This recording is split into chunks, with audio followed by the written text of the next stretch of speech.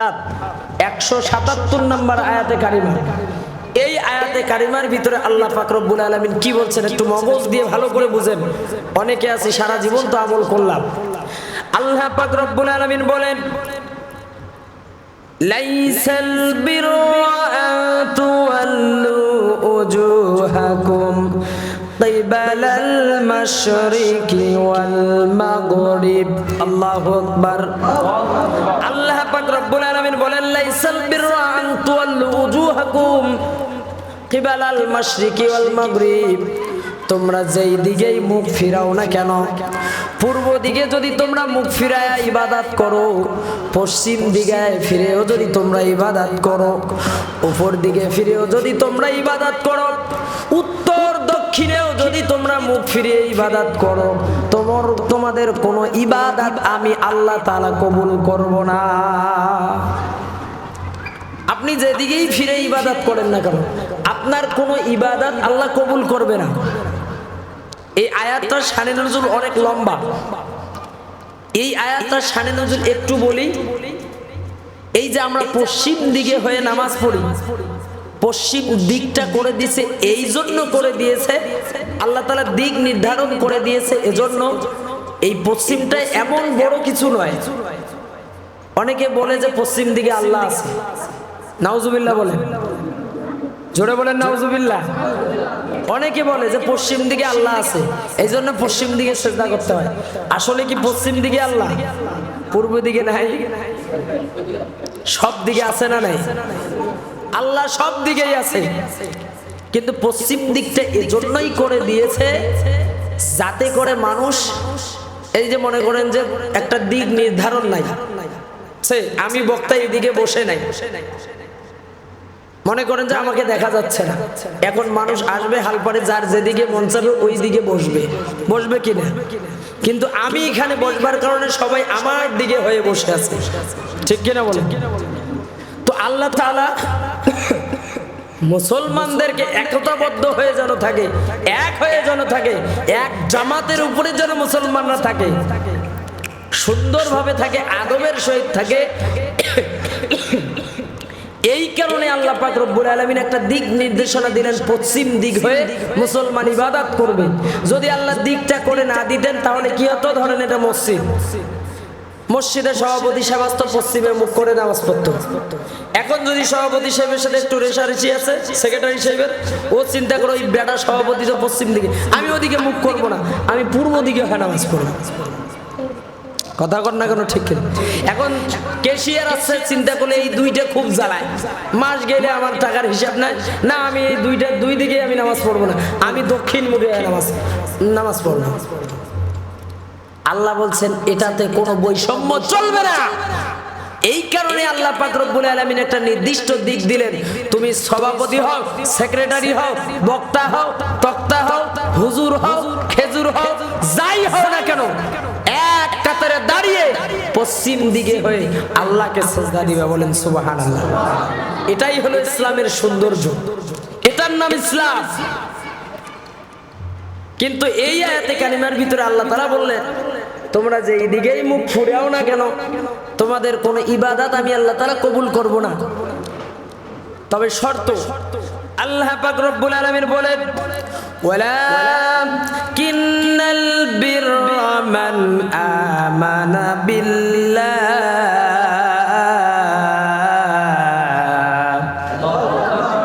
আল্লাহ পাক রব্বুল আলামিন বলেন, তোমাদের ইবাদতকে, তোমাদের আমলকে আমি আল্লাহর দরবারে যদি পৌঁছা দিতে চাও, তাহলে তোমাদের এক নাম্বার কাজ হলো মান আমানা বিল্লাহ। সুবহানাল্লাহ বলেন।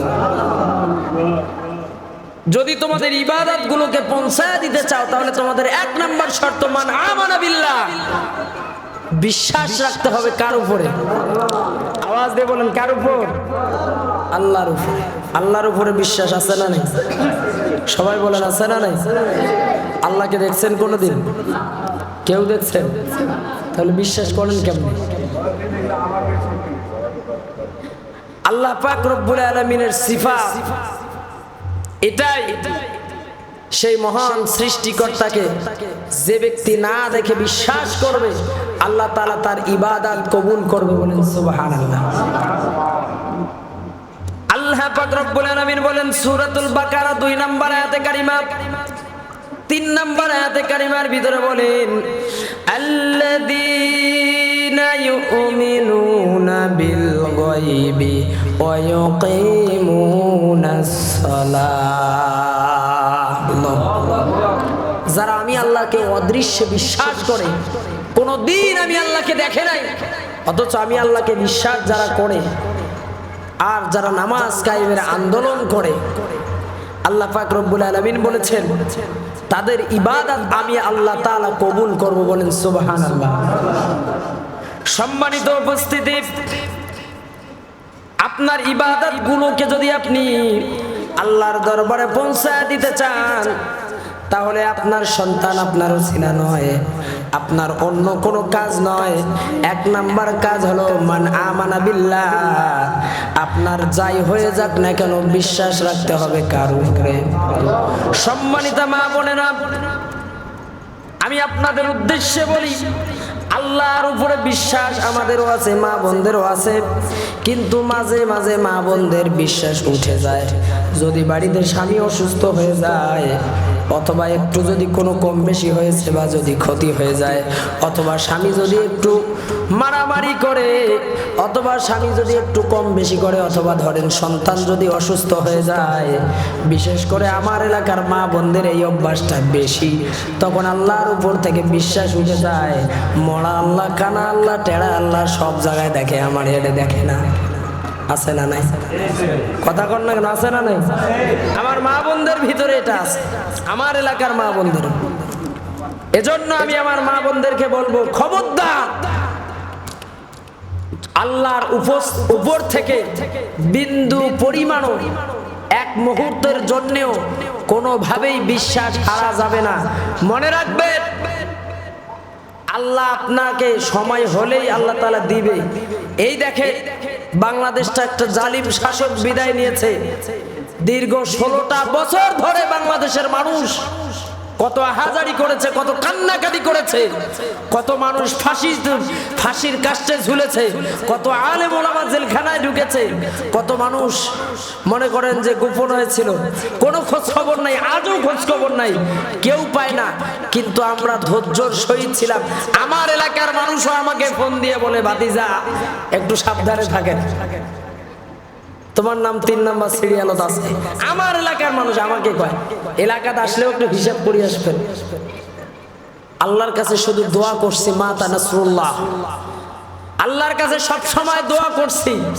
আমার দোয়া আল্লাহর কাছে লাগবে কি লাগবে না জানি না, কিন্তু বাংলাদেশে আল্লাহর ওলিরা এখনো আছে কিনা? আছে না নাই? তার মধ্যে আমার চোখে দেখা মুরব্বীদের ভিতরে থেকে আল্লামা দেলোয়ার হোসেন সাইদি রাহিমাহুল্লাহ, ঠিক কিনা বলেন? এই বেচারা ইসলামের জন্য, বাংলার জমিনে দ্বীনকে কায়েমের জন্য কি না করছে। আমি বিশ্বাস করি আল্লাহ তাআলা এই সকল মানুষের শাহাদাতের মধ্য দিয়ে আল্লাহ পাক রব্বুল আলামিন আমাদেরকে এই বিজয় দান করেছে বাংলাদেশে। কথা বলেন ঠিক কিনা? এই বিজয় আল্লাহ তাআলা এমনি এমনি দান করে নাই। আল্লাহর রাসূলকে কিছু সাহাবায়ে কেরাম এসে বলেছিলেন, ইয়া রাসূলুল্লাহ, আপনি আল্লাহর কাছে দোয়া করেন, আর কতদিন না খেয়ে থাকবো, আর কতদিন আমরা মার খাবো, আর তো সহ্য হয় না। আল্লাহর রাসূল বলছে, তোমাদের কাউকে কি দ্বিখণ্ডিত করেছে? তোমাদের ভিতরে কাউকে কি জীবন্ত কবর দিয়েছে? অতএব তোমরা অপেক্ষা করো, সবর করো, নিশ্চয়ই ইন্নাল্লাহা মা'আস সাবিরিন, আল্লাহ ধৈর্যশীলদের সঙ্গেই আছে। তোমরা ধৈর্য ধারণ করো, আর আল্লাহর জন্য তোমরা নিজের জীবনকে উৎসর্গ করে দাও, বাড়ি ছেড়ে দাও, সন্তান ছাড়ো, এরপরে অপেক্ষা করো, আল্লাহ তাআলা খুব শীঘ্রই তোমাদেরকে বিজয় দান করবে। সে তুলনায় আলহামদুলিল্লাহ আমরা অল্প সময়ের ভিতরেই আল্লাহ তাআলা আমাদেরকে বিজয় দান করেছে। এতদিন মুখ ফুলে কথা বলতে পারি নাই, আল্লাহ তাআলা আমাদেরকে কথা বলার সুযোগ করে দিয়েছে।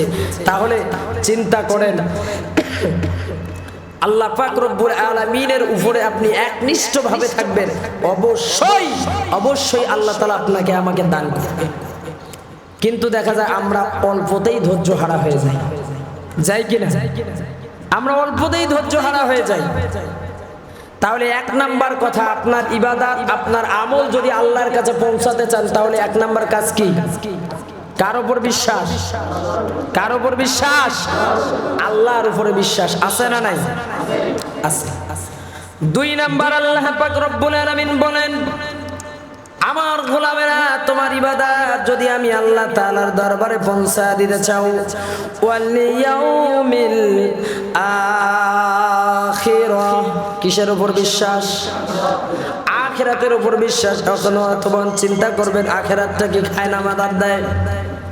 আল্লাহ পাক রব্বুল আলামিন বলেন সূরাতুজ জারিয়া 56 নম্বর আয়াতে কারিমার ভিতরে বলেন, ওয়ামা খালাকতুল জিন্না ওয়াল ইনসা ইল্লা লিয়াবুদুন।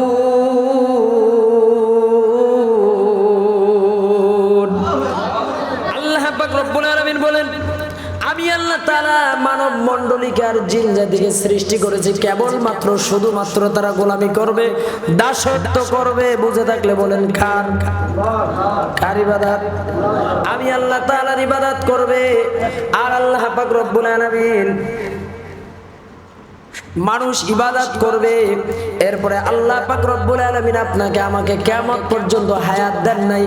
আল্লাহ তাআলা বলেন যাদের সৃষ্টি হয়েছে, যাদেরকে আমি আল্লাহ তাআলা সৃষ্টি করেছি, তাদের কাছে মৃত্যু নাও বাহনখানা যাবেই যাবে। আল্লাহ পাক রব্বুল আলামিন বলেন, ওমা কুল্লু নাফসিন যায়িকাতুল মাউত। আল্লাহু আকবার। পাক রব্বুল আলামিন বলেন যাদেরকে আমি আল্লাহ তাআলা সৃষ্টি করেছি তাদেরকে অবশ্যই অবশ্যই মৃত্যুর স্বাদ আস্বাদন করতেই হবে, গ্রহণ করাই লাগবে। তার মানে আপনাকে আমাকে মরা লাগবে কি লাগবে না? কথা বলেন, লাগবে কি লাগবে না? আল্লাহ বলেন তোমাদেরকে এমনি এমনি ছেড়ে দেই নাই। মনে করেছে তোমাদেরকে সৃষ্টি করেছি পৃথিবীতে যা নাই তা করবা, তোমার মন মতন চলবা আর মরে যাওয়া শেষ, তা নয়। আল্লাহ তাআলা বলেন তোমাদেরকে অবশ্যই আমি আল্লাহ তাআলা কিয়ামতের ময়দানে উঠাবো। এই কিয়ামতের ময়দানে তোমার আমি আল্লাহ তাআলা বিচার করব। কিয়ামতের ময়দানটা কঠিন একটা জায়গা হয়ে যাবে, এমন জায়গা হয়ে যাবে যদি হাসরের কথা বলতে যাই, আখিরাতের কথা বলতে যাই, শেষ করতে পারবো না। তবে একটা মেসেজ আপনাদেরকে দিয়ে আখিরাতের কথা শেষ করব। যেহেতু আমরা মাদ্রাসায় বসে আছি, এই যে আমরা মাদ্রাসায় সন্তান দিলাম, আমরা মাদ্রাসায় বসে আছি, মাদ্রাসার দিকে আমাদের একটা মন, মাদ্রাসার সঙ্গে আমাদের ভালোবাসা। যেই মানুষগুলো বসে আছে বা যেই মানুষগুলো এই মাদ্রাসার কমিটিতে আছে, যদি নিঃস্বার্থভাবে এই দ্বীনি প্রতিষ্ঠানের সঙ্গে জড়িয়ে থাকতে পারে, কিয়ামতের ময়দানে আল্লাহ পাক রব্বুল আলামিন যেই মানুষগুলোকে আল্লাহ তাআলা যে কোনো ওসিলা দিয়ে জান্নাতে দিয়ে দিবেন, তার মধ্যে অন্যতম একটা দল থাকবে যেই মানুষগুলো মাদ্রাসা এবং মসজিদের খেদমত করবে। এই মাদ্রাসা মসজিদ কিয়ামতের ময়দানে ওই হাসরের মাঠে যখন সূর্যটা মাথার কাছে চলে আসবে, গুনাহগারদের মাথাগুলো ঠাস ঠাস করে ফেটে যাবে, মগজগুলো নাক দিয়ে মুখ দিয়ে ঝরতে থাকবে। হাদিস শরীফের ভিতরে এসেছে গুনাহগাররা এমন একটা পর্যায়ে যাবে নিজের ঘামের মধ্যে সাঁতার কাটতে থাকবে, ওই মাটিটা তামা বর্ণ হয়ে যাবে, মাথাগুলো ঠাস ঠাস করে ফেটে যাবে, কেউ কারো দিকে দেখবার কোনো সুযোগ থাকবে না। সন্তান তার বাবাকে চিনবে না, বাবা তার সন্তানকে চিনবে না, স্ত্রী স্বামীকে পরিচয় দিবে না, স্বামী স্ত্রীকে পরিচয় দিবে না। ওই কঠিন মুহূর্তে একমাত্র আল্লাহ পাক রব্বুল আলামিন রহমান আর রহিম ছাড়া আর কেউ থাকবে না। ওই কঠিন মুহূর্তে যখন আপনি বিপদের মধ্যে পড়ে যাবেন, আল্লাহর রাসূল বলেন যে আমার উম্মতেরা মসজিদের সঙ্গে মাদ্রাসার সঙ্গে হৃদয়টা ঝুলানো থাকবে, যারা মাদ্রাসার খেদমতে থাকবে, মসজিদের খেদমতে থাকবে, যারা দ্বীনি প্রতিষ্ঠানের খেদমতে থাকবে, এই মানুষগুলোকে ওই মসজিদ আর মাদ্রাসা আল্লাহর কাছে গিয়ে মামলা দায়ের করবে রব্বুল আলামিন, ওগো আল্লাহ, যেই মানুষগুলো তোমার গোলামেরা আমাদের খেদমত করেছে, কোরআনের প্রচার প্রসারের জন্য মাদ্রাসায় সময় দিয়েছে, মসজিদে সময় দিয়েছে, রব্বুল আলামিন এই হাসরের মাঠে দেখতে পাচ্ছি আল্লাহ তোমার ওই গোলামগুলো খুব কষ্টে আছে। রব্বুল আলামিন তারা যদি এই হাসরের মাঠে আজকে এত কষ্টই করবে, তাহলে কেন তারা আমাদের খেদমত করেছে? ও আল্লাহ, তোমার কাছে আমাদের আরজি, রব্বুল আলামিন আমার ওই বন্ধুগুলোদেরকে আপনি মাফ করে দেন, তাদেরকে নিয়ে আমরা জান্নাতে চলে যেতে চাই। এই জন্য ভাই মাদ্রাসা মসজিদের আমরা খেদমত করতে চাই কি চাই না? কথা বলেন, চাই কি চাই না? প্রথমেই একটা কথা বলেছি, আপনার কোনো আমল দিয়ে আপনি জান্নাতে যেতে পারবেন না, যে কোনো ওসিলার মাধ্যমেই যাবেন। আখিরাতের মাঠ হলো ওটাই, যেই মাঠে আপনার সন্তান আপনাকে চিনবে না। আখিরাতের মাঠের নাম ওটাই, যেই মাঠে আপনার কলিজার টুকরা, যে মা আপনাকে 10 মাস 10 দিন গর্ভে ধারণ করে আপনাকে জন্ম দিয়েছে, সেই জন্মদাত্রী মাও চিনবে না। তাহলে এর চেয়ে দুঃখজনক কথা আর কি হতে পারে?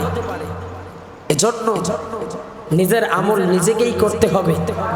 পরবর্তী সময়ে যদি আপনার আমল ভালো হয়, আপনি এমনটা নয়, আমি এমনটা নয় যে আমরা গুনাহ করি নাই, এমন কিছু গুনাহ করেছি যে আল্লাহ এই গুনাহগুলোর কারণে হয়তোবা আমাদের এই আমলগুলো কবুল করতেছে না, কিন্তু আমাদের সামনে এমন কিছু ওসিলা দাঁড়াবে।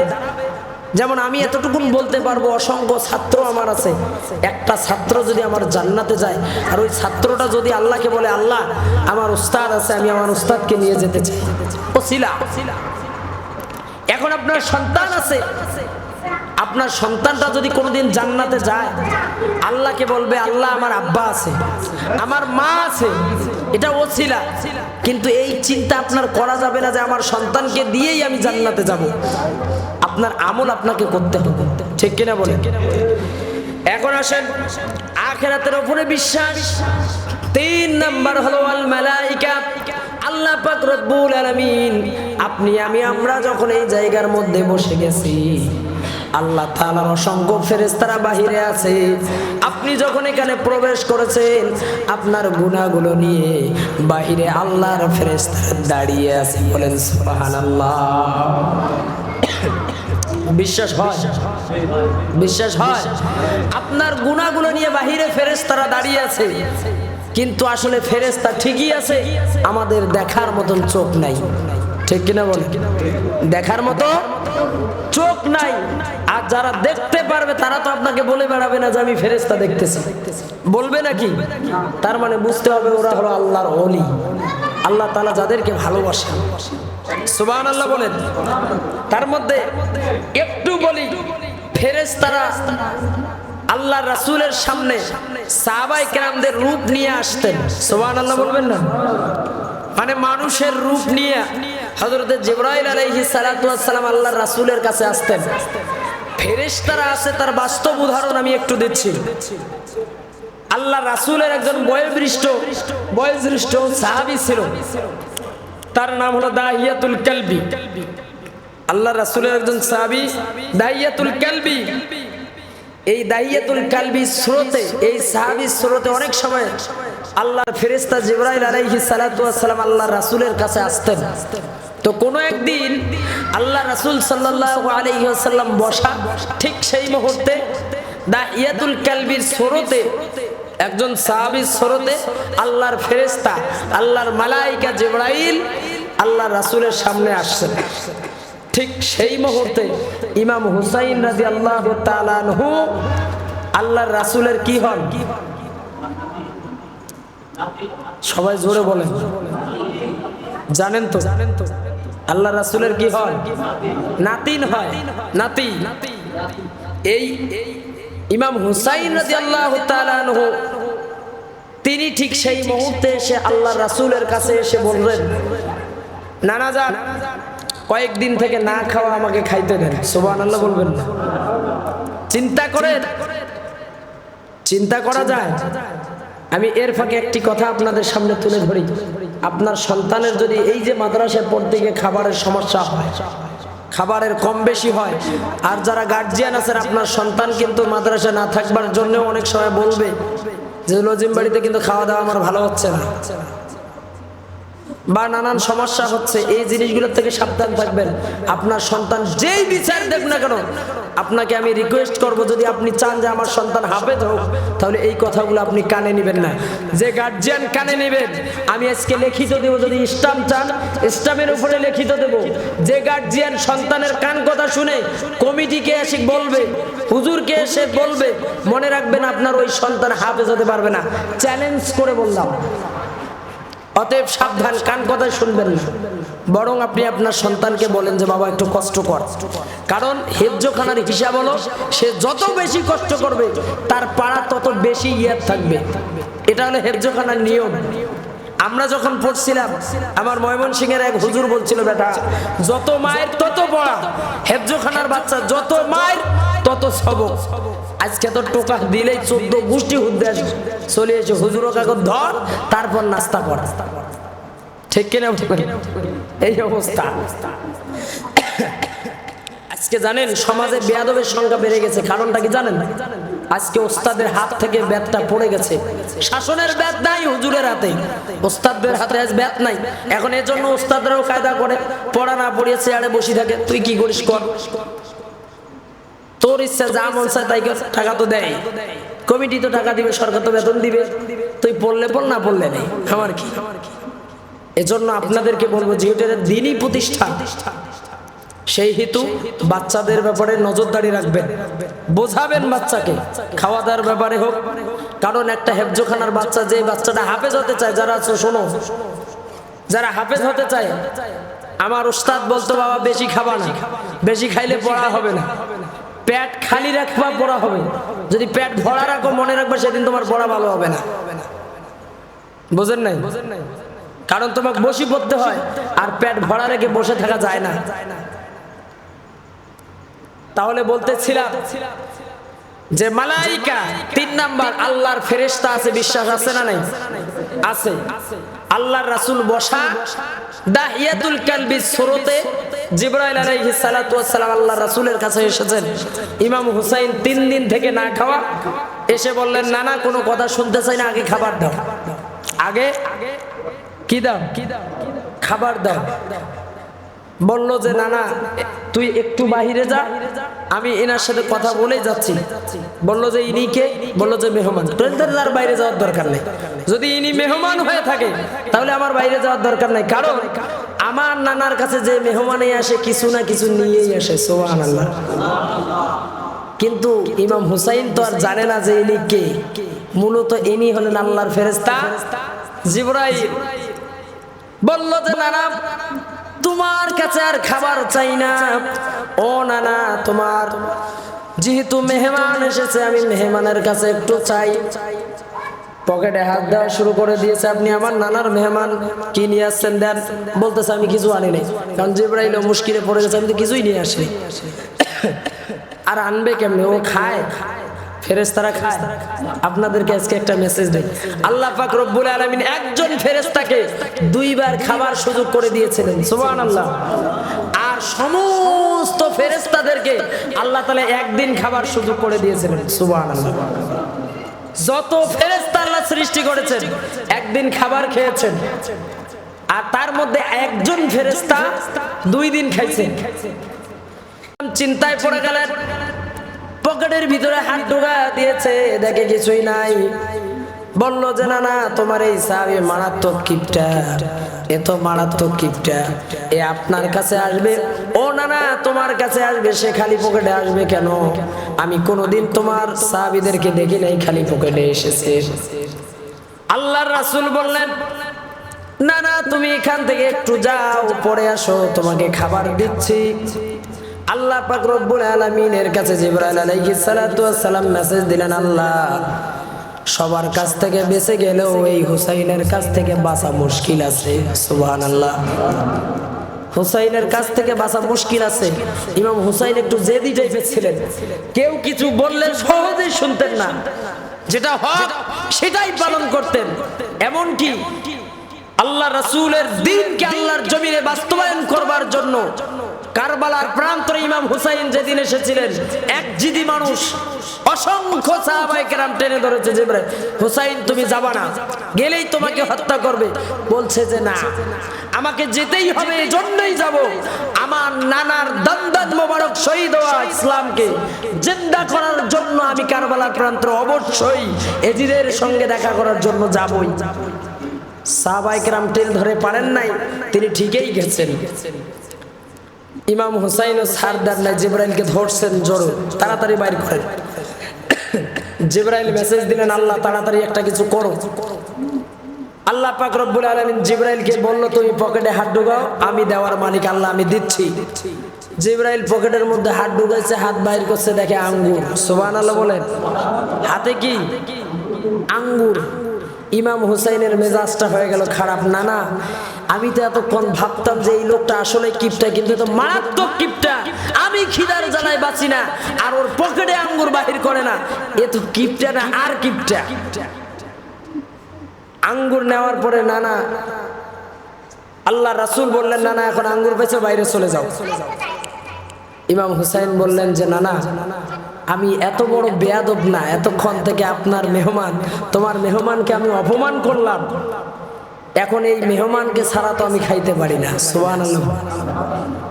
ফেরেশতারা খায় না, ঘুমায় না, পায়খানা করে না, কেমনে খাইতে হয় জানে না।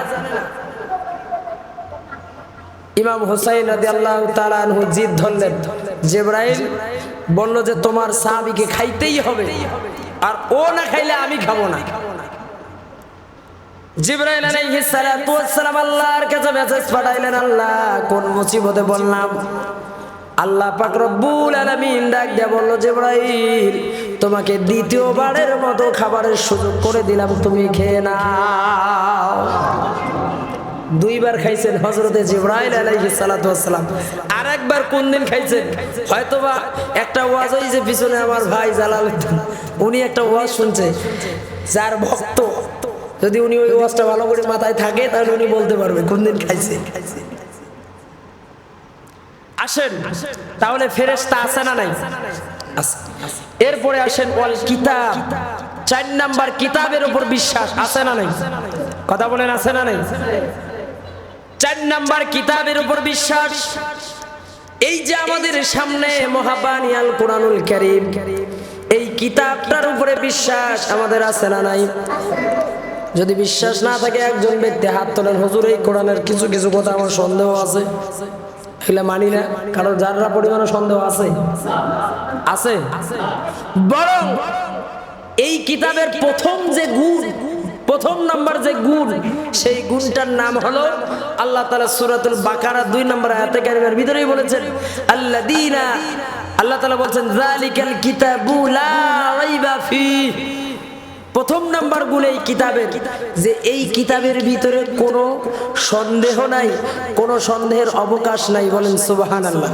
এই কিতাবের প্রথম গুণ। 2 নাম্বার গুণ হলো হুদাল্লিল মুত্তাকিন, মুত্তাকিদের জন্য এই কিতাবটা হচ্ছে পথ প্রদর্শক। 3 নাম্বার গুণটা হচ্ছে হুদাল্লিন নাস, সমস্ত মানব জাতির জন্য এই মহাবানী আল কোরআনুল কারীম হচ্ছে হেদায়েত। বলেন সুবহানাল্লাহ। বাংলাদেশে শুধু নয়, পৃথিবীতে অসংখ্য নাস্তিক এসেছিল যে এই কোরআনুল কারীমটার ভুল ধরার জন্য। এই কোরআনুল কারীম ভুল ধরার জন্য অসংখ্য নাস্তিক পৃথিবীতে এসেছিল। তারা এই কোরআনের ভুল ধরতে গিয়ে নিজেরাই ভুলের মধ্যে পড়ে গেছে, কালিমা পড়ে মুসলমান হয়ে গেছে। অথচ আমার বাংলাদেশের অসংখ্য মানুষ আছে নাস্তিকের মতো আচরণ করে, এরা মানতেই চায় না, অথচ মুসলমান ঘরের সন্তান, অথচ মুসলমান ঘরের সন্তান কোরআনটাকে তারা মানতেই চায় না। ঢাকা বিশ্ববিদ্যালয়ের একজন প্রফেসর বলেছিল, দেয়ার ইজ নো গড, আল্লাহ বলতে কিছুই নেই। আল্লাহ বলতে কিছুই নাই। আপনারা বলেন আল্লাহ আছে না নাই? আওয়াজে বলেন আছে না নাই? আল্লাহ তাআলা সবকিছু দেখেন কি দেখেন না? দেখে কি না? সবকিছু দেখতেছে, অবশ্যই আল্লাহ তাআলা আছে। আজকে আমরা যে উদ্দেশ্যে এখানে বসেছি খেয়াল করেন। 4 নাম্বার যে কিতাবের উপর আমরা বিশ্বাস স্থাপন করলাম, এই কিতাবটার কথা বলেছেন। শুধু এই কিতাবটাই নয়, আল্লাহ পাক রব্বুল আলামিন যত কিতাব এই পৃথিবীতে নাজিল করে দিয়েছেন, সমস্ত কিতাবের উপরে বিশ্বাস স্থাপন করতে হবে, বিশ্বাস রাখতে হবে। এই কোরআনুল কারীমের পূর্বে আরো কিছু কিছু কিতাব আল্লাহ তাআলা এই পৃথিবীর জমিনে নাজিল করে দিয়েছেন। আপনারা কি জানেন? আপনাদের কি জানা আছে কোরআনের আগে কোনো কিতাব ছিল? ছিল ছিল আমরা অনেকেই জানি না, অথচ আমরা মুসলমান। এই কোরআনের আগে আল্লাহ তাআলা আরো 4টা শ্রেষ্ঠ কিতাব, 3টা শ্রেষ্ঠ কিতাব নাজিল করেছেন। সুবহানাল্লাহ বলেন। তাওরাত, জাবুর, ইনজিল শ্রেষ্ঠ কিতাব কয়টা? কয়টা? 4টা। তাওরাত, জাবুর, ইনজিল, কোরআন এবং সহিফা। আল্লাহ তাআলা কিছু কিতাব নাজিল করে দিয়েছেন বিশেষ কিছু নবীদের উপরে। সহিফা, প্রত্যেকটা কিতাবের উপরেই আপনাকে বিশ্বাস স্থাপন করতে হবে, বিশ্বাস রাখতে হবে। তার মধ্যে এই মহাবানী আল কোরআনুল কারীম হচ্ছে শ্রেষ্ঠ কিতাব। এই মহাবানী আল কোরআনুল কারীম যখন নাজিল করে দিয়েছেন, আল্লাহ পাক রব্বুল আলামিন নাজিল করে দেওয়ার পরে সমস্ত কিতাবকে রহিত করে দিয়েছেন। সুবহানাল্লাহ বলেন। তার মানে এই কিতাবটার এমন একটা গুণ অন্য কিতাবের ব্যাপারে বলা হয় নাই যে এই কিতাবের এতগুলা পড়লে এতটুকুন সওয়াব। বরং আল্লাহ পাক রব্বুল আলামিন বলেছেন, যদি কোনো ব্যক্তি কোরআনুল কারীমের একটি হরফ পড়ে, আল্লাহ তাআলা তার আমলনামায় 10টা সওয়াব লিখে দেন। বলি সুবহানাল্লাহ। তাহলে চিন্তা করেন যে কিতাব একটা অক্ষর পড়লে আল্লাহ তাআলা 10টা নেকি দিবেন, 10টা সওয়াব দিবেন। তাহলে সেই কোরআন যদি আমরা পূর্ণাঙ্গভাবে পড়তে পারি, সুন্দরভাবে বুঝতে পারি, তাহলে না জানি কত সওয়াব হবে। তাহলে আমাদের সম্মানটা কোথায় যাবে? আপনাদের বাড়িতে, অনেকের বাড়িতে কোরআন আছে না নাই? একজন ব্যক্তি হাত তোলেন তো, হুজুর আমার বাড়িতে কোরআন নাই। সবার বাড়িতে আছে না নেই? আপনার বাড়িতে আমি আগে দেখছি, এখন একটু কম, আগে অনেক বেশি ছিল। এই কোরআনের উপরে একটা কাপড়ের কাভার থাকে, কাপড়ের কাভার দিয়ে সুন্দর করে পেঁচায়া উপরে রাখা হয়, অথবা মক্তবে যাওয়া আসার সময় কাভারে পেঁচায়া নিয়ে যাইতেন একটা কাপড়। আপনাকে বলি, এই যে জুবাইর হুজুরের সাথে এই যে জুব্বাটা দেখতেছেন কত সুন্দর, হয় কিনা? সুন্দর না? এবং দামিটাও খুব দামি, কাপড়টাও খুব দামি। আমার গায়ে যে কাপড়টা দেখতেছেন, এই কাপড়টার গজ আমারটা 230 টাকা করে নিয়েছে। দামি, কম দামি না দামি? অবশ্যই দামি। কিন্তু এই পাঞ্জাবিটা আমার হাত থেকে কতবার যে পড়ে গেছে, বা হুজুরের হাত থেকে কতবার এই জুব্বাটা পড়ে গেছে, একদিনও কি কেউ তুলে চুমা খাইছে? কথা বলেন না কেন? আফসোস করছে, পাঞ্জাবিটা পড়ে গেল রে, এরকম আফসোস করছে। অথচ এই কোরআনের সামান্য 100 টাকা দামের গজ, 100 টাকার গজেরও কাপড় নেয় না, আরো কম দামে পলিস্টার কাপড়। সেই কাপড়টা নিয়ে একটু ফুল আঁকাআঁকি করে, এই যে কোরআনের সঙ্গে লাগার কারণে 100 টাকা দামের গজের কাপড় যখন হাত থেকে পড়ে যায়, আফসোসের শেষ থাকে না। ঠিক কিনা বলেন? কারণ এই কাপড়টা কোরআনের সঙ্গে লাগছে, যার কারণে আল্লাহ তাআলা তার সম্মান আকাশচুম্বী করে দিয়েছে। আজকে আমরাও যদি, শুধু বাচ্চারা নয়, আমরা যারা আছি, আমরা তো মুসলমান, আমরাও যদি আজকে এই কোরআনটার সঙ্গে একটু লেগে যাই, আমাদের সম্মান আকাশচুম্বী কে করে দিবেন? আওয়াজ দিয়ে বলুন, কে করে দিবেন? আল্লাহ করে দিবেন। কিন্তু আমরা এই কোরআন থেকে অনেক দূরে, অনেক পিছিয়ে।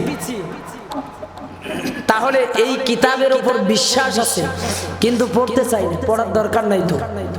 বিশ্বাস করি এটা আল্লাহর কিতাব, কোরআনটা পড়তে হয়, কোরআনের আইন দিয়ে মেনে চলতে হয়, কিন্তু আমি পড়ব, এটা হলো। এই কোরআন কি শুধু মাদ্রাসার ছাত্ররা পড়বে? আওয়াজ দিয়ে বলেন, শুধু মাদ্রাসা মক্তবের বাচ্চারা পড়বে? সবার পড়ার দরকার আছে না নাই? সবাইকে পড়তে হবে। কেন পড়বেন জানেন? কি জন্য পড়বেন? হয়তো চিন্তা করছেন যারা এখানে গার্জিয়ান আছেন, আপনাদের সন্তানরা এখানে আছে, আপনাদের সন্তানরা শুধু পড়বে, আপনার উপকার হবে। কিন্তু আপনার কি বাবা মা নাই? আছে না নাই? আপনার বাবা মা আছে না নেই? আপনার বাবা মা আছে। এখন আপনারও পড়া দরকার, কারণ আপনার বাবা মার জন্য আপনি যখন কোরআন পড়বেন, আল্লাহ তাআলা আপনার বাবা মার জন্য এই কোরআন থেকে সওয়াব দিয়ে দিবেন। সুবহানাল্লাহ বলেন। এই কোরআনের সম্মান কতটুকু? এই কোরআন পড়লে কি লাভ, এই কোরআন দেখলে কি লাভ, এই কোরআন মেনে চললে কি লাভ, একটু খেয়াল করেন। রে বাবা, হ্যালো, আমার মা বোনেরা একটু খেয়াল করেন। আমার মায়েরা রমজান মাস কোরআন পড়ে, অন্য মাস পড়তে যায় না। মহিলারা দেখবেন রমজান মাস আসলেই ওরে বাবা কাজ কাম ফেলে থুয়ে আগত কোরআন শরীফ পড়ে। আছে না নাই? কোরআন খতম দেওয়া লাগবে। পুরুষের চেয়ে মহিলাগুলাই বেশি। অনেকে আবার গর্ব করে আমি এই রমজানে 4 খতম দিছি। আবার কি করে 27শে রমজানের দিন 30 টাকা মসজিদে পড়ে যায়, হুজুর আজকে খতমে দোয়া করবেন, 3 খতম কোরআন শরীফ দিছে। কোরআন শরীফ বা কোরআনের কোন হাদিসের কিতাবে অথবা কোরআনের কিতাবে একজন ব্যক্তি দেখাইতে পারবে না যে কোরআনটাকে খতম করার জন্য আল্লাহ তাআলা পৃথিবীতে পাঠাই দিয়েছে। আসলে কি কোরআন খতম করার জন্য পাঠাই দিয়েছে? কথা বলেন না কেন? আমার কথা যদি বিশ্বাস না হয়, আমার সে বড় বড় হুজুর আছে, তাদেরকে জিজ্ঞাসা করবেন যে হুজুর কোরআন যে আমরা খতম করি, এটা কি কোনো হাদিসত আছে কোরআন খতম করাই লাগবে? কোনো কোরআনের ভিতরেই কি দেওয়া আছে যে কোরআন খতম করো? খতম বুঝেন? খতম বলতে কি বুঝেন? আমরা মাঝে মধ্যে রাগ হয়ে বলি তো কিন্তু খতম করি ফেলেন, একে শেষ করি ফেলেন। তার মানে কি আপনি কোরআনকে খতম করতে পারবেন? শেষ করতে পারবেন? সম্ভব নয়। তবে পড়া দরকার। আপনি প্রথম থেকে শেষ পর্যন্ত পড়বেন, সওয়াব আছে, সওয়াব আছে। তার মানে এই নয় আপনি একে বলতেছেন ইন তাকুল ইল্লা তা'রুন বা'দু ইলা দুনুতুল লিজিনা ইন্নী আশহাদু আন্না মিনকুম তুশরিকুন মিন দুনিল্লাহি ওয়া রাসূলুহু তুনজিরুন। হইল? এগুলা কি হইল? কোরআন পড়ার একটা পদ্ধতি আছে না নাই? আছে না নাই? আল্লাহ পাক রব্বুল আলামিন বলেছেন কোরআন পড়ার পদ্ধতিটা সূরা মুজাম্মিল ওয়া রাত্তিলিল কুরআন তারতিলা। যখন তোমরা কোরআন পড়ো তারতিলের সঙ্গে, এই তারতিলের ব্যাখ্যায় মুফাসসিরগণ নিয়ে এসেছেন 1 নাম্বার হলো হরফের উচ্চারণ ঠিক রাখা, হুরুফের উচ্চারণ ঠিক রাখা। এরপরে আপনাদেরকে সহজভাবে বোঝাই। বাড়িতে যদি গরুর গোশত রান্না করতে যান, মনে করেন যে সারাটা জীবন আপনি পেঁয়াজ দিয়ে খাইছেন, আজকে চিন্তা করলেন পেঁয়াজ ছাড়া খাবো, ভালো লাগবে? কথা বলেন না কেন? ভালো লাগবে? এখন চিন্তা করলেন সারা জীবন তো পেঁয়াজ সব দিয়ে খাইলাম, তেলও দিয়ে খাইলাম, আজকে তেল ছাড়া খাবো, ভালো লাগবে? আপনি চিন্তা করলেন সারা জীবন দামি দামি 150 টাকার মশলা আনি 1.5 কেজি গোশত রান্না করি, আজকে মশলা ছাড়া ছোট এলাচ বড় এলাচ সব বাদ, আজকে তেল আর পেঁয়াজ আর নুন দিয়েই খাবো, খাইতে পারবে? যদিও খাওয়া যেতে পারে কিন্তু ভালো লাগবে না। যেমন কোরআন, যেমন আপনি গোশত রান্না করতে মশলার প্রয়োজন, এই কোরআনুল কারীমটা পড়তে গেলেও মশলা নামক তাসবিহ আছে না নাই? যেমন 1 আলিফ, 2 আলিফ, 3 আলিফ, 4 আলিফ, এমন কিছু গুণনা আছে যে গুণনাটা না জানলে আপনি কোরআন পড়লে যেমন সওয়াব তেমনই গুনাহ। 2টা জিনিস আছে কোরআনের ভিতরে, এই 2টা যদি ঠিক না হয়, অন্যগুলো হয়তো বা কম বেশি হলে আল্লাহ ক্ষমা করবে, কিন্তু এই 2টা বাধ্যতামূলক, প্রত্যেকটা মানুষকে জানতে হবে যে 2টা ওয়াজিব। তরক করলে আপনার কবিরা গুনাহ হবে। এই কোরআনের ভিতরে একটা গুণনার নাম হলো ওয়াজিব গুণনা। কি গুণনা? ওয়াজিব গুণনা। আর 2টা জায়গায়, অর্থাৎ থামার জায়গা, ব্রেক দেওয়ার স্থান, যে জায়গায় গিয়ে থামবেন 2 জায়গায় থামা ওয়াজিব, বাধ্যতামূলক। মিম এবং নুন যখন চিহ্ন পাবেন ওখানে বাধ্যতামূলক আপনাকে থামতেই হবে, না থামবেন আপনার গুনাহ হবে। তাহলে এই কোরআনটা পড়তে গেলেও মশলা আছে না নাই? কথা বলেন, আছে না নাই?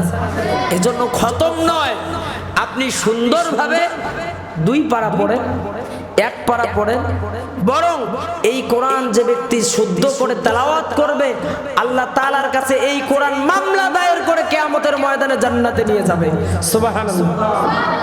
আল্লাহর রাসূল বলেন আর একদল পাঠক আছে এই কোরআনের তেলাওয়াতকারী আছে যে তারা যখন কোরআন তেলাওয়াত করে তাদের বাড়িতে লানত আল্লাহ তাআলার, এই কোরআন আল্লাহর কাছে লানত চায়, আল্লাহ এর বাড়িতে লানত দাও। দেখবেন কিছু কিছু বাড়ি আছে রোগ ছাড়েই না, অভাব দূরেই হয় না, দুনিয়ার বিপদ আপদ লেগেই থাকে। কারণ কি জানেন? আপনি এই কোরআন ওই যে সিকিয়ার উপর তুলে থুইছেন, নিজেও পড়েন না, কাউকে পড়তেও দেন না। আর আবার কেউ কেউ যদিও বা পড়ে, তারপরে ওই যে আল্লাহ জালালাকুম মহিলার ঘরে পড়া আছে না? এজন্য যেই পড়ে সুন্দরভাবে পড়তে হবে, সুন্দর করে পড়তে হবে, তবে সুর দিয়ে পড়বেন। আল্লাহ রাসূল বলছেন হাদিস, যে ব্যক্তি কোরআনটা আবেগ দিয়ে পড়ে, সুর দিয়ে পড়ে, মানে আপনার আমার মতো কণ্ঠ নাই, হুজুরের মতো কণ্ঠ নাই, আপনার যে কণ্ঠ আল্লাহ তাআলা আপনাকে দিয়েছে, আপনি ওই কণ্ঠ দিয়ে আবেগ ভরা মন নিয়ে যখন পড়বেন, আল্লাহ রাসূল বলেন যে ব্যক্তি আবেগ নিয়ে কোরআনকে সুন্দর করে পড়লো সে যেন কোরআনের সৌন্দর্যটাকে বৃদ্ধি করলো। আর যে ব্যক্তি কোরআনের সৌন্দর্যকে বৃদ্ধি করলো, আল্লাহ তাআলা তার মনটার সৌন্দর্যটাকে বৃদ্ধি করে দেয়। বলি সুবহানাল্লাহ। তাহলে এই কোরআন পড়তে গেলে তার তিলের সঙ্গে পড়তে হবে, সহিভাবে পড়তে হবে, সুন্দর করে পড়তে হবে। খতম করার নিয়তে পড়া যাবে না। আপনি শুরু থেকে শেষ পর্যন্ত পড়েন, নিষেধ নাই। তাহলে আসেন ওয়াল কিতাবি, এই কিতাবের উপর বিশ্বাস আছে না নাই? কথা বলেন আছে না নাই? বলতেছিলাম এই কোরআনুল কারীম আপনার সন্তান যেমন পড়ে, আপনি যেহেতু কারো না কারো সন্তান, আপনাকেও সুন্দর করে এই কোরআনুল কারীমটা পড়া লাগবে। এজন্যই পড়বেন যখন আপনি কোরআন তেলাওয়াত করবেন। ইমাম হাসান বসরি রাদিয়াল্লাহু তাআলা আনহুর আমলে, ইমাম হাসান বসরি রাহমাতুল্লাহ আলাইহির আমলে একজন ব্যক্তি মদখোর, গাঁজাখোর, চোর, ডাকাত, এমন কোন অন্যায় কাজ নাই তার আমলে সে করে নাই। এই ব্যক্তি হঠাৎ করে কোনো একদিন তার স্ত্রীকে গিয়ে বলল, বিবি রে, আমি যদি ইন্তেকাল করি, মেহেরবানি করে আমার ওই সন্তানটারে তুই মাদ্রাসায় দিবি। সুবহানাল্লাহ। কোন চোর কি চায় যে আমার ছেলেটাও চোর হোক? চায়? কোন ডাকাত কি চায় যে আমার ছেলেটাও ডাকাত হোক? কথা বলেন না কেন? কিন্তু মন্ত্রী ঠিকই চায়, চোর মন্ত্রী ও চায় যে আমার ছেলে মন্ত্রী হোক, কারণ আমি যে কায়দায় খাইছি আমার ছেলেও যেন ওই কায়দায় খায়। কথা কন কেন? চেয়ারম্যানও চিন্তা করে আমি যেমন যে কায়দায় চেয়ারম্যানই করছি, লুটপাট করে খাচ্ছি, আমার বেড়াও যেন ওই কায়দায় চলে। ঠিক কিনা বলেন? অথচ একটা চোর, আপনি একটা চোরের যদি আপনার চেনা জানা থাকে, জিজ্ঞাসা করবেন আপনার ছেলেটাও চুরি করুক আপনার মতো, আপনি কি চান? সে কান ধরে তওবা করে কোরআন নিয়ে ক্রিয়া করবে, আমি আদৌ চাই না। আর যদি আপনার মন্ত্রীকে বলেন, চেয়ারম্যানকে বলেন, আপনি কি চান আপনার মতো আপনার ছেলেটাও চেয়ারম্যান হোক, মন্ত্রী হোক? বলে অবশ্যই। হয় না? কেন নয়? এটা আমার বংশ পরম্পরা, এটা আমার বংশ পরম্পরা, চলবে। বুঝতে পারছেন? অথচ ওই চোর স্ত্রীকে বললো, বিবিরে, আমি তো চোর, ডাকাত, মদখোর, গাঁজাখোর, কিন্তু আমি যদি মরে যাই, আমার সন্তানটা যেটা পৃথিবীতে আসবে, খবরদার ওটাকে তুই চোর বানাস না, ওটাকে মাদ্রাসায় দিবি, আর যদি আমি বেঁচে থাকি আমি নিজেই দিব। কিছুদিন পর ওই চোর ইন্তেকাল করলেন। ইন্তেকাল করবার পরে তার লাশটাকে জঙ্গলের ভিতরে ফালায় দেওয়া হয়েছে। জঙ্গলের ভিতরে যখন ফালায় দেওয়া হয়েছে, কেউ কেউ বলেছেন তার লাশটাকে দাফন করে দেওয়া হয়েছে জানাজা ছাড়াই, কারণ ওটা চোর, ডাকাত। যখন বাচ্চাটার বয়স 6 বছর অথবা 7 বছর হয়েছে, ওই ছোট্ট বাচ্চাটাকে নিয়ে মা মাদ্রাসার ভিতরে ভর্তি করা দিয়েছে। হুজুর বলছে, বাবা পড়ো বিসমিল্লাহির রহমানির রহিম। আল্লাহু আকবার বলেন। ইমামে হাসান বসরিকে ইলহামের মাধ্যমে জানা দিলেন, আল্লাহর ফেরেশতাদেরকে আল্লাহ পাক রব্বুল আলামিন ডাক দিয়ে বললেন, ফেরেশতারা যে এই ডাকাইতের কবরে এতদিন পর্যন্ত তোমরা আযাব দিয়েছো, আজকে শুনে নাও খবরদার, আজকের পর থেকে এই ডাকাতের কবরে তোমরা আযাব দিবা না। ফেরেশতারা প্রশ্ন করল রব্বুল আলামিন তার কারণটা কি জানতে চাই। আল্লাহ পাক রব্বুল আলামিন বলল, তোমরা কি দেখো না ওই ডাকাতের কলিজার টুকরা সন্তান যে কোরআন কি জিনিস বোঝে না, আমি আল্লাহ চিনা নাই এটাও বোঝে না, ফেরেশতা কি জিনিস বোঝে না, কোরআন কি জিনিস বোঝে না, অথচ এই তার কচি জবানে আমি আল্লাহকে বলেছেন রহমান আর রহিম, আমি নাকি দয়ার সাগর দয়ালু, আমি কেমন দয়ার আল্লাহ, কেমন দয়ালু হলাম যে তার বাবার কবরে আযাব দিব। এই কারণে তোমরা ওর বাবার কবরের আযাব বন্ধ করে দাও। আপনি কেমন কপাল পড়া সন্তান হইলেন যে আপনার বাবার জন্য আপনি একটু কোরআন পড়তে পারেন না। আপনি পড়বেন, আপনার বাবা মাকে যদি আপনি বিন্দু পরিমাণও ভালোবেসে থাকেন, আল্লাহ তাআলা অবশ্যই আপনার বাবা মাকে হেফাজত করবেন আপনার আমলের কারণে। করবে কিনা? তাহলে দরকার আছে না নাই কোরআন পড়ার? কথা বলেন, আছে না নাই? আছে। এখন কথা হলো শুধু এই কোরআন পড়বই, এই কোরআনে যারা পড়তেছে, যারা কোরআন পড়তেছে তাদেরকেও তো সহযোগিতা করার দরকার আছে না নাই? করার দরকার আছে না নাই? আমি প্রথমেই বলছিলাম 7-9টা আফসোসের কথা বলবো, কিন্তু সময় কম, বলা ওদিকে হলো না, শুধু দুই একটা বলে দিব ইনশাআল্লাহ। এই 9টা আফসোস প্রত্যেকটা মানুষকেই কিয়ামতের ময়দানে করতে হবে। তাহলে আসেন, আমি যে কথাটি বলতেছিলাম, শুধু এই কিতাব আমরা পড়বো না, বরং এই কিতাবের প্রতিষ্ঠানগুলো, এই কোরআনের কিতাব, এই কোরআনের প্রতিষ্ঠানগুলো যাতে কিয়ামত পর্যন্ত জারি থাকে, আমরাও যাতে করে কিয়ামত পর্যন্ত কবরে পাই, এজন্য আমাদেরও কিছু করার দরকার আছে না নাই? কথা বলেন, আছে না নাই?